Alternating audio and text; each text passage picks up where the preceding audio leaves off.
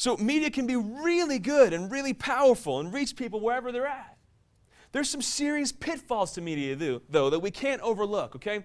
One of them is this. Not all entertainment elevates us. Not all entertainment can be called work between the work. Some of it numbs our brains, all right? If we're overdoing with the whole Xbox thing, okay, and it just, seriously? I'm not saying that's a mortal sin or anything like that, but I got to ask this question. You think if St. Francis had an Xbox, that he would have become St. Francis? I'm not sure he would have. John Paul II. I mean, the guy could speak into any issue in the world. He read all the time. He was really smart, really engaged in life, really engaged in the world. If he had an Xbox and played it 4 hours a day, would he become John Paul II who changed the world? Probably not. All right, so if we're over-distracted from media, it becomes a negative. Another negative, the opportunities for sin are through the roof. I'll point out one way this happens is in regards to lust, pornography. 90% of kids have seen it before they're 16. Now, when I was a kid, if someone wanted to get their hands on porn, it took a lot of work. We had a video store with something called VHS tapes that were like this big, okay? There was a back room in the video store that had adult movies over the wall. And every once in a while, you'd see some dude coming out of that room with a big bag like this. You had to be a serious weirdo to really committed to this whole thing to get into it. Now you know how easy it is? Again, Droid. It's in the palm of everyone's hand. Porn industry sends out 2.5 billion emails per day. Whoa. The porn industry is buying up the names of children's toys as their websites, so kids stumble upon it at a young age and get this addictive behavior built up with this stuff. All right, by the way, if that's you, if you've seen that stuff, it's hard to stop looking at it. Addictive, are you serious? Yeah, sin does not play nice with you. You're either the master or the slave when it comes to sin. Amen? All right, tell your parents to put a block on your computer. If there's a block on it and you've broken through the password because it's your name, tell your parents they're stupid, but in a nice way. All right? That's embarrassing, yeah, I know, but Jesus never said that following him would be easy. It's okay to do stuff that's embarrassing. All right? So 2.5 billion, this stuff's everywhere. We're inundated with it, okay? On regular TV, we see it too. 82% of the shows most popular with teenagers have sexual content. Only 10% of the time does it mention anything having to do with responsibility when it comes to that sexual content. Whoa. You think that doesn't impact you? Think again. There was a study done, it's published in Pediatrics, of 1,700 kids, showed that kids who watch TV shows with a high amount of sex content progress 2 times faster sexually. So you are what you eat. It doesn't just apply to food, it applies to the stuff you put in your brain too.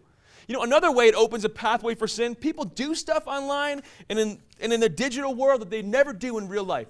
22% of teenage girls said they sent electronic messages that were nude or semi-nude pictures of themselves.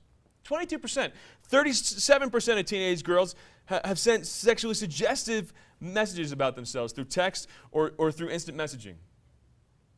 And they don't grasp that this stuff might be like on someone's Facebook page, someone who might do a Google search of you when you're looking for a job when you're 20. This stuff has serious real-life implications. Another way we see people doing stuff online that they'd never do in real life, when it comes to anger or cyberbullying or confrontations they have with people. I'll tell you what, in the emails and messages I get because of the work I do for the church, some people go off, and every once in a while I reply without going I'm not going to get into your issue, but I just want to point out, I'm a person. I'm not embodying some idea that you hate.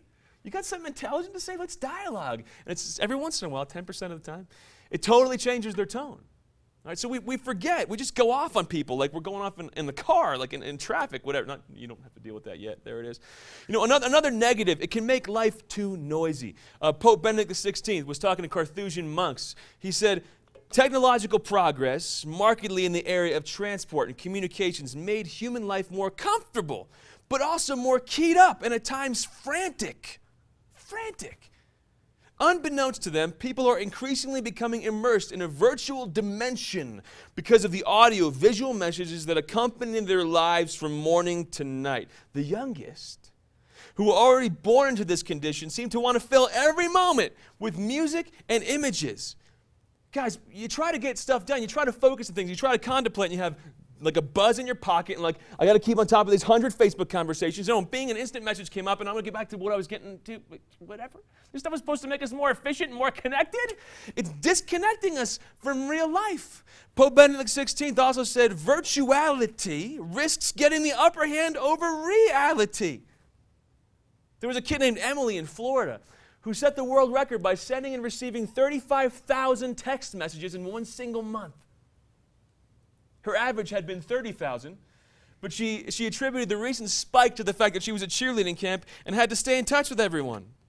In touch. If you're that immersed in virtuality, let me tell you right now, you are out of touch with everything that matters. You're out of touch with God shouting to you through the events and people in your lives. With God shouting to you through the beauty of creation. You're out of touch with the things that He wants to foster in your heart.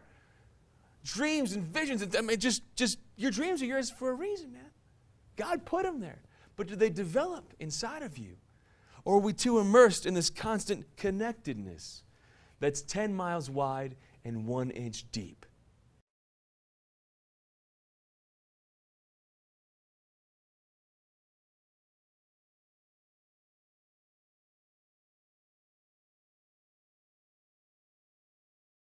How do we keep media in line, my friends?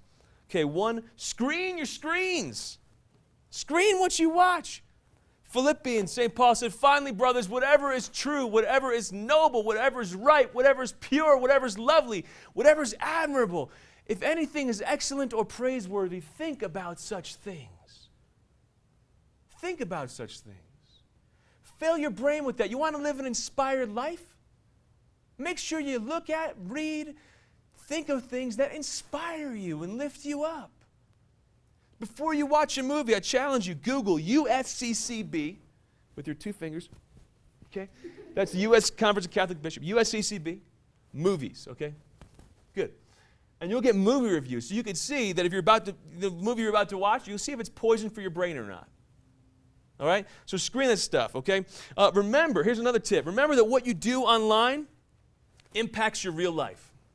Okay? If you're having a conflict with somebody or you have a romantic relationship with somebody, things where emotions can run high, and you might do stupid things online, I encourage you, don't interact online in those settings. Pick up the phone and make a phone call. Talk to people in person, face to face, especially with conflicts, all right? Don't email about conflicts. Talk to people, all right?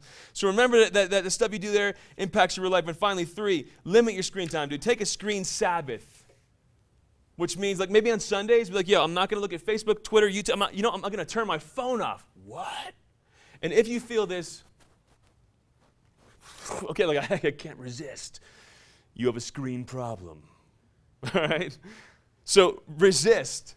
Purify your brain through that screen break time. Maybe take a break from screens, for all of Lent or for all of Advent. Some people take, like, a Facebook fast for Lent. And it's great how that can help your brain unfurl. Teach you that silent time. Teach you how to get the quiet in your head again. See, because it's from that place of silence that God speaks into your life. We get so distracted, guys. I think one of the great enemies to faith nowadays is not that people have this or that or the other issue with the faith. They don't even get there anymore. I think it's that we have a generation that's so distracted that we don't even think of higher things. We live lives that are droid deep. God's calling us to more. Now again, media is fine. Media is a beautiful agent of evangelization. Media is good if it stands between us to help us to connect with ideas, with each other, with God, with reality. But if we make it an end in itself, it does the opposite of what it's intended to do. That which is in the middle separates us from all that matters most.